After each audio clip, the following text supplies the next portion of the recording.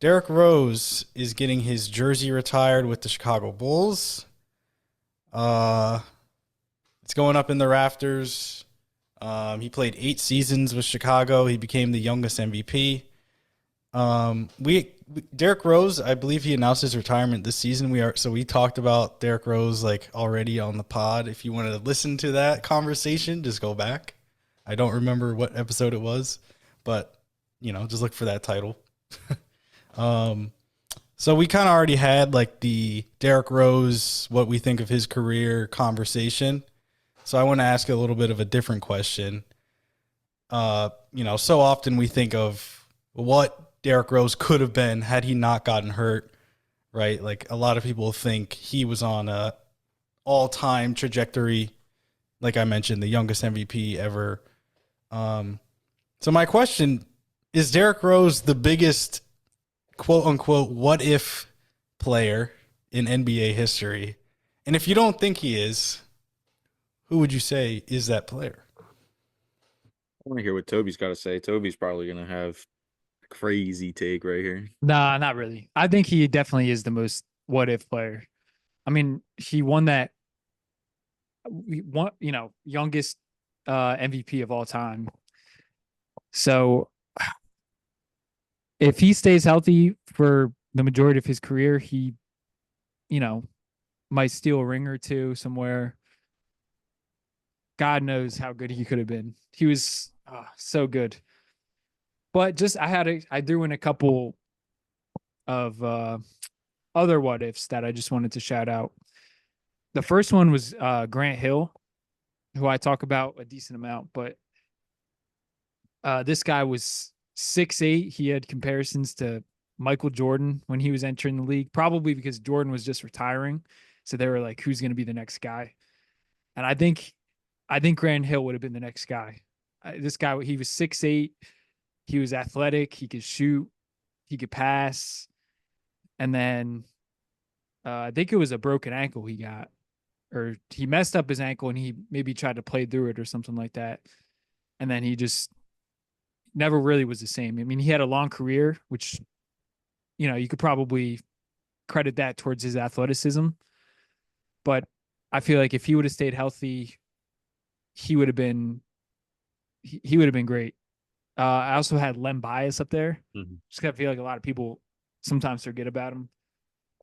Obviously, we didn't get a chance to watch to see what he could do in the NBA, but just what the other players back in the day were saying about him, he could have been like one of the best players in the league in the Michael Jordan era.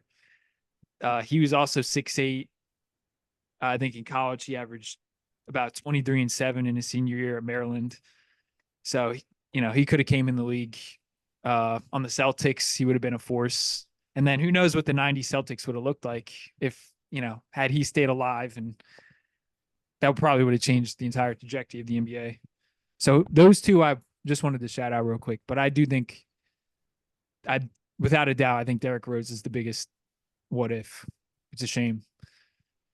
Yeah, I agree that he's definitely the biggest what if player in the NBA. And, I'm not too informed on basketball. I'm not too informed on baseball or like soccer or hockey, but I would say he might even be the biggest what if player of all time in any sport. I don't really know nothing about baseball. Baseball's been going on for like 300 years. So, like, they could have had Jesus Christ out on the field. Nobody would have known. But, yeah, D Rose, everybody knows about D Rose. Like, everybody who knows anything about basketball knows about D Rose, knows he was on some of the greatest trajectory any player's ever been on.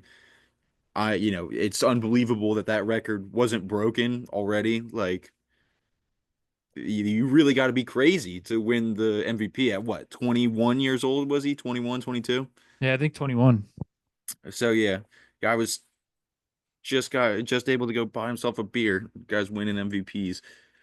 But I was telling Jorie about this before the show started.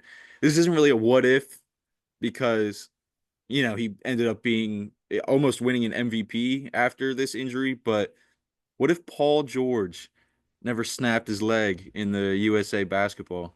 Like, what if, that was one of the most gruesome injuries I've ever seen.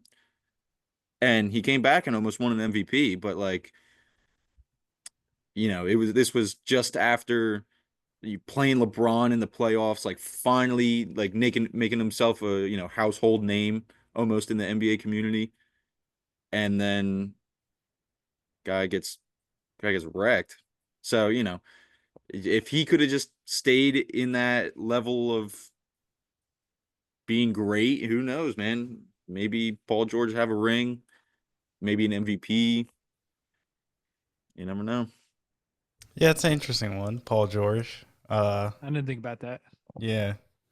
Because I just feel like he's still, like you said, like he still had like a really solid career and is still having a really solid career. But you never know. That definitely, obviously took away parts of his prime. So you never know what he could have achieved in those years.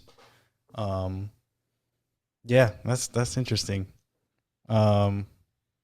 But I got one player here, and this is again, I think similar to what you said, Justin, because I feel like this guy was still really good for a good portion of his career, but I think he could have had been in a different conversation all time if he really never suffered these injuries.